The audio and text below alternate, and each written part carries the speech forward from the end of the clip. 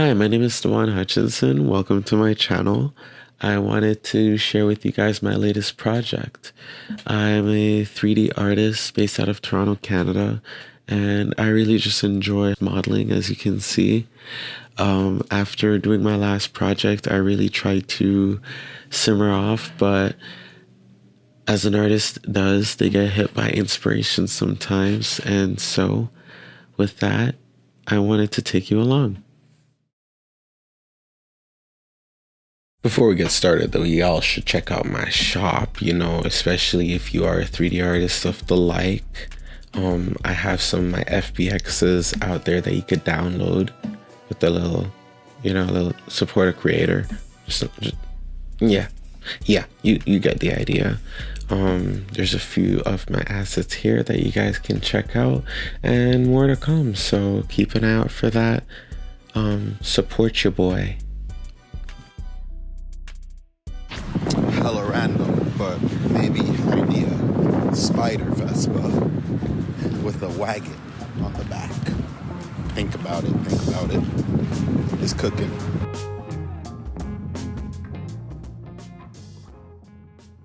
And just like that, I had the Vespa plotted out in a sketch and had the idea clear enough for me to start 3D modeling. So here I went.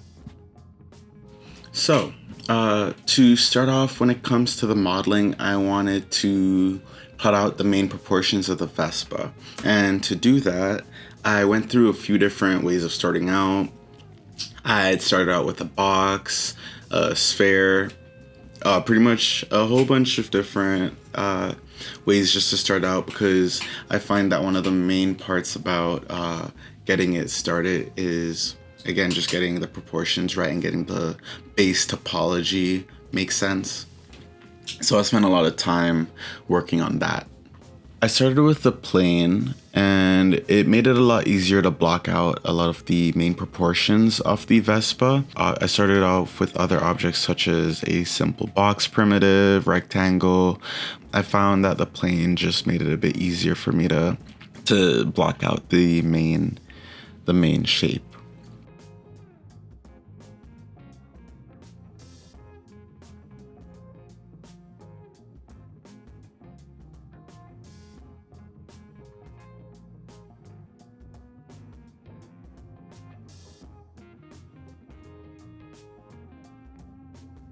So one of the main things I wanted to keep in mind with this project compared to my last ones was a well drawn out and thought out idea, not just keeping it solely in my head, but plotting it out so that some of the design aspects I can see what's wrong with it, figure it out, and adjust from there.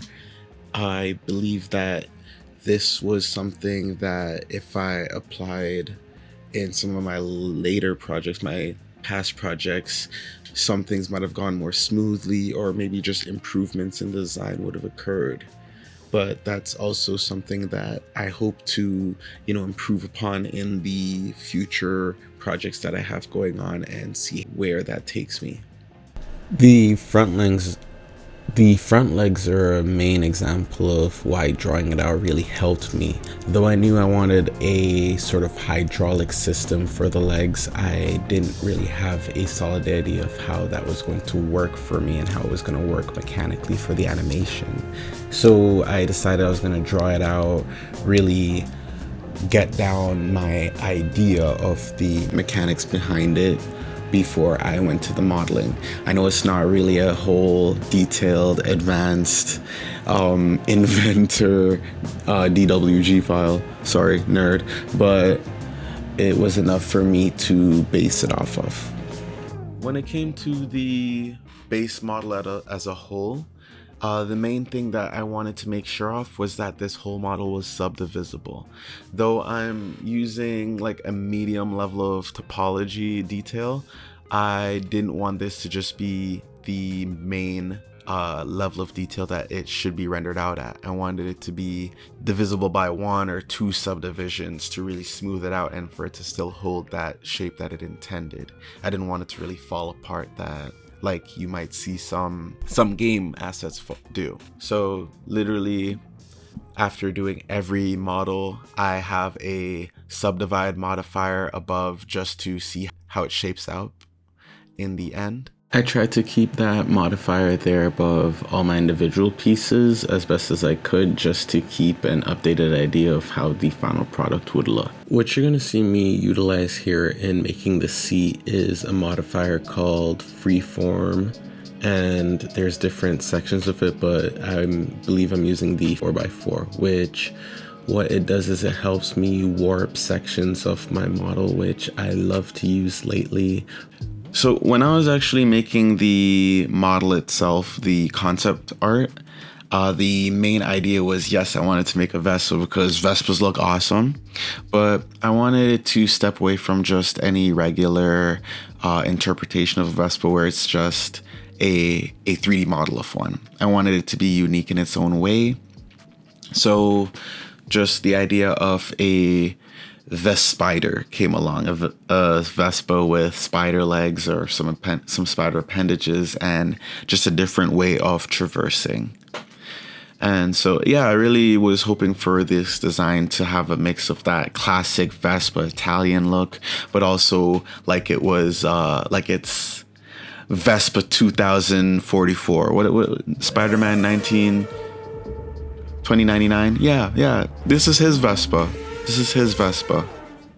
Miguel does not know what's coming for him when he sees this walking down the street. But jokes aside, to have it fit the idea of it being like that sort of spider design, I had to separate the 8 legs from just the Vespa. I thought if 8 legs were just on the Vespa, it would be too much going on. So to remedy that, I decided I was going to add an additional piece. I thought it would help separate it away from just a regular Vespa in its own right. A regular Vespa in its own right. English is hard. But I thought it would just be my own way to add my own unique piece to it. So in doing that, I mocked up a little additional back carriage, like a sidecar inspired back carriage. That's really how it honestly came down. With that, I wanted the back carriage to at least house 2 of the hind legs, ones that would be a bit bigger than the others or stand in its default pose a bit more prominent than the rest.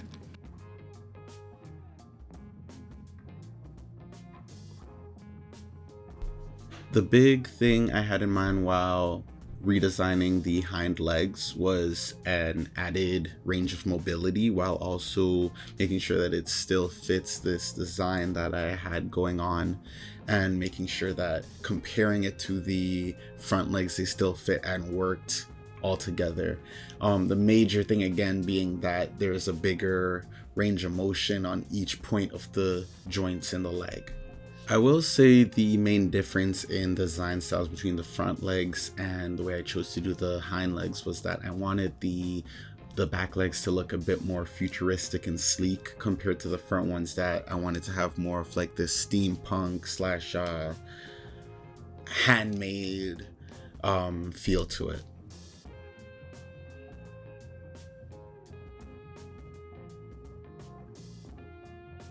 So when it came to day 6 to 10, it was honestly a lot more of refining and making sure that everything that I envisioned for the project was translating properly in 3D. That meant making sure of the topology being clean enough, that the new design for the hind legs that I'm implementing work properly. So that's why you see me working on these joints right now, making sure that they're exactly how I want them, that the topology looks nice, especially when they're subdivided.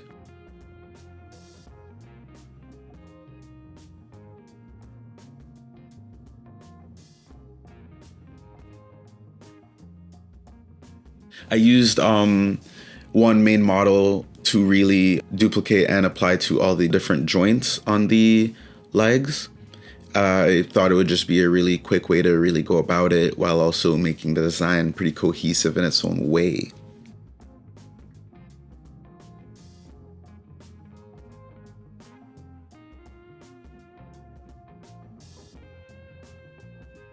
With the hind legs, I realized that it wouldn't match having the same front and hind legs for not just the aesthetic, but also for the animation.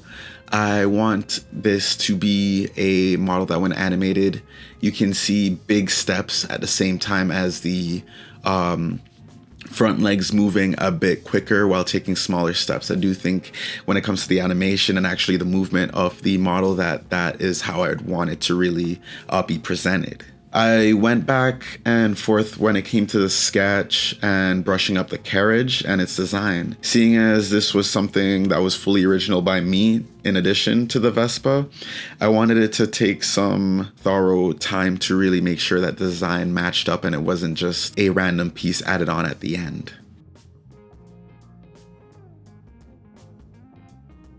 When going through the majority of these days, my main objective really was to make sure that all these added pieces, these custom pieces that I have put on alongside the body of an original Vespa, all work together cohesively. Again, not just by the aesthetic, but also making sure that the topology is of similar density to make sure that everything works together and isn't let's say front heavy when it comes to the detail, design, and topology versus the back and vice versa.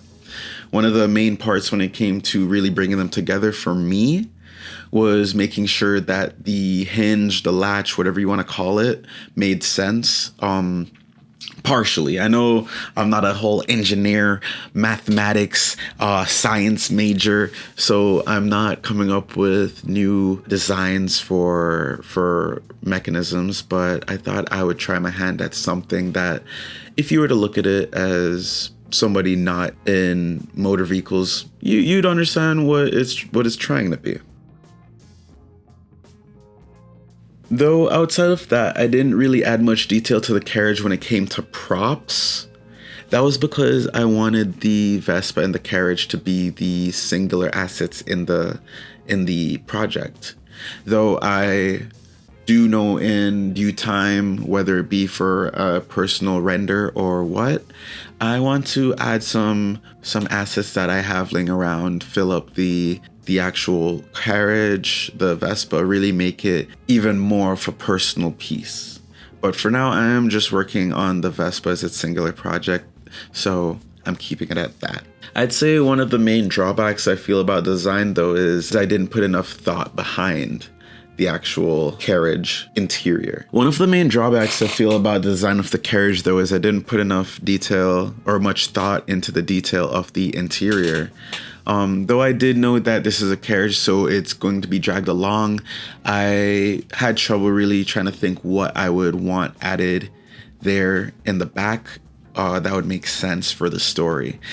I did end up going with just a sort of luggage / toolbox because I thought that would just fill up a lot of the negative space in the carriage. But I do think that if I was to come back to it, I would add something more to the interior. Maybe that's something you could tell me down in the comments. I don't know.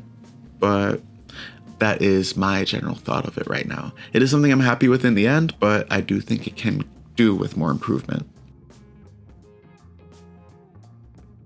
I'd say all in all, when it comes to the modeling, due to me plotting out a lot of my vision beforehand and compiling it a good amount with reference photos and just sketches, I was able to get the gist of the modeling done within the first 10 days and move forward mostly with the UV unwrapping, which is what will be the next 11 to 15 days. I find that because of all that planning ahead of time, I was able to actually run through the modeling process much faster than I did most of my other assets that you've seen.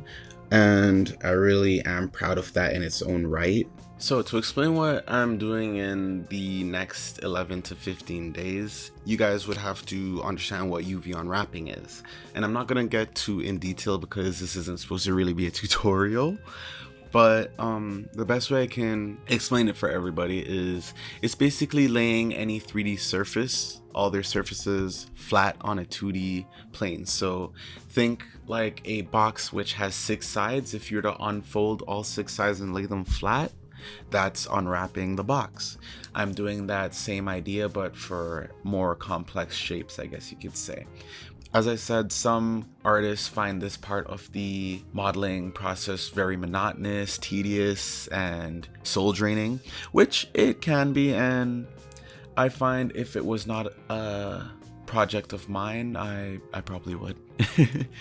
But it isn't, so it's one of those steps that I actually enjoy. It's getting it prepared for surfacing.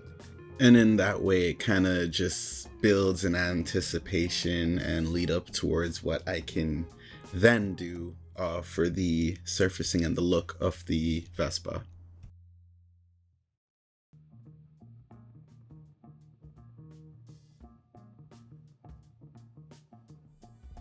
So, a brief intermission to again remind you guys about my FBX shop, where you can see a few of my latest assets that I have up for grabs on my Gumroad.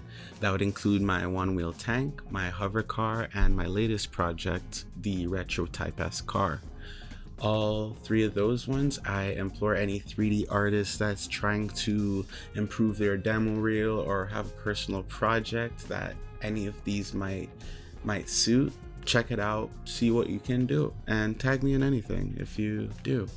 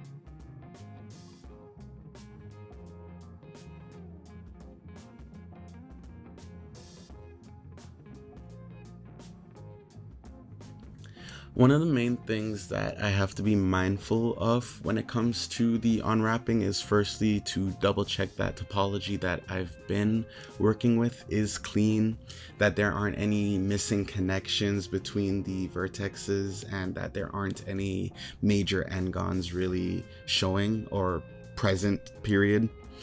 And I really consider this like a final quality check before I move on to surfacing. I find that it really can be tedious, especially if there are incorrections or if there's a lot of different pieces that you have to focus on. But because it is a project that is mine personally, and I find the actual action of doing it kind of relaxing, I don't hate it too much. But again, you have to watch out for incorrections. I find that, again, this is like your final quality check, so I end up finding a lot of my mistakes here, though thankfully for me on this one, there wasn't many that I really had to step back and fix. It's really crucial that you do spot them here, because if you do have to come back and make corrections to the UV after you've unwrapped it, polished it, and moved on to surfacing, it could really just throw a wrench in the whole pipeline where you have to take major steps back and redo things. See, I'm not trying to have all my hard work destroyed, snapped away, eviscerated, so I take my time with it. With all that considered, the main thing that I try to keep away from during all of this is texture stretching. You want to minimize that as much as you can, because just as somebody looking at what I'm making, if you see texture stretching, it really starts to break the illusion. So at this point, that is what I look out for the most while doing this process.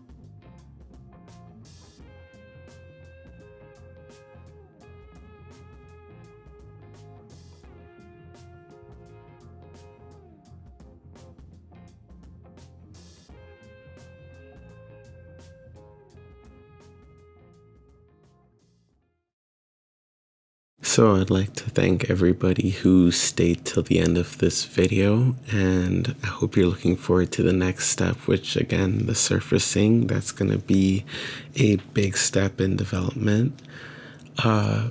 Please feel free to like, comment, subscribe to keep up with what I'm doing and what else I get up to. I hope you enjoy. I hope you enjoy your day.